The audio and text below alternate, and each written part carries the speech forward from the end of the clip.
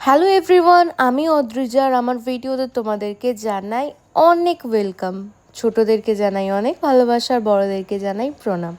তো আমার ফেসবুক পেজে তোমরা অনেক ভালোবাসা দিয়েছো অনেক অনেক কম সময়ে, তার জন্য সবাইকে অসংখ্য ধন্যবাদ। আর প্রত্যেকটা ছোট ছোট ভিডিও থেকে আরম্ভ করে ভ্লগস, আমার ইউটিউবেও অ্যাকাউন্ট রয়েছে, তো সেখানেও আমি বড় ভ্লগ আপলোড করি। তোমরা চাইলে সেখানেও গিয়ে দেখতে পারো। অ্যাকাউন্টের নাম হচ্ছে অদ্রিজা সাহা ভ্লগস। তো সেখানেও তোমরা গিয়ে আমার ভিডিও দেখতে পারো এবং চ্যানেলটিকে সাবস্ক্রাইব করতে পারো। তো অনেক ছোট ছোট মুহূর্ত, ভালো লাগার মুহূর্ত তোমাদের সাথে শেয়ার করি। তো এইটা না কিছুটা ভিউজ বা এইসবের জন্যও নয়, এগুলো অনেক স্মৃতি থেকে যায় যেগুলো পরবর্তী সময়ে অনায়াসেই দেখা যায়।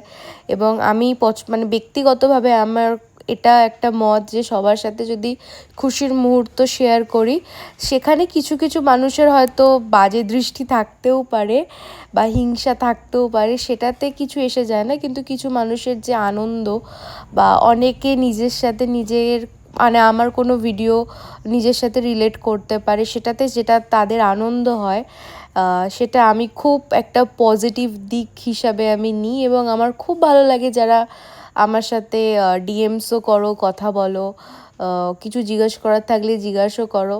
তার জন্য আমি অনেক ব্লেসড যে তোমরা আমাকে এতটা সাপোর্ট করেছো খুব কম সময়ে। তো আর এটাই বলবো যে যাদের কারুর যদি আমার এই ভিডিওগুলো ভালো লেগে থাকে তারা অবশ্যই আমাকে ফলো করতে পারো। আমি ফেসবুক এবং ইউটিউবে মোটামুটি একটু অ্যাক্টিভ থাকি, কিন্তু এক এক সময় প্রচণ্ড মানে ভিডিও নাই দিতে পারি, তার জন্য অনেক সরি সবাইকে। কিন্তু যারা আমাকে এখনও পর্যন্ত সাপোর্ট করছে তাদেরকে অনেক অনেক থ্যাংক ইউ। তো আজকে যে ভিডিওটা তোমাদের সাথে শেয়ার করে নিচ্ছি সেটা হচ্ছে আমার বাড়ির লোকনাথ বাবার পুজো, মানে 19শে জ্যৈষ্ঠ, যেটা বাবার তিরোধান দিবস অনেকেরই বাড়িতে হয়। তো আমার বাড়িতেও 24 বছর ধরে হয়ে আসছে। আমি ছোটোবেলা থেকে ভগবান বলতে প্রথমে একজনকেই ভাবতাম, সেটা হচ্ছে লোকনাথ বাবা। আর লোকনাথ বাবাকে ভগবানের থেকেও সব থেকে বড়ো কথা, আমি না একটা ছোট্ট মজার কথা শেয়ার করি। আমি ছোটোবেলায় লোকনাথ বাবাকে দাদু বলতাম, কারণ আমি বুঝতে পারতাম না যে লোকনাথ বাবা ভগবান। আমি ভাবতাম যে আমাদের সাথে আমাদের ঘরেই থাকে, তো আমার নিজেরই কেউ এরকমভাবে একটা ফিল হতো।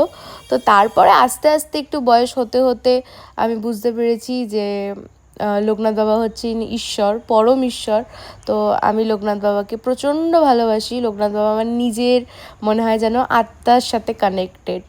তো লোকনাথ বাবা মহাদেব আমার কাছে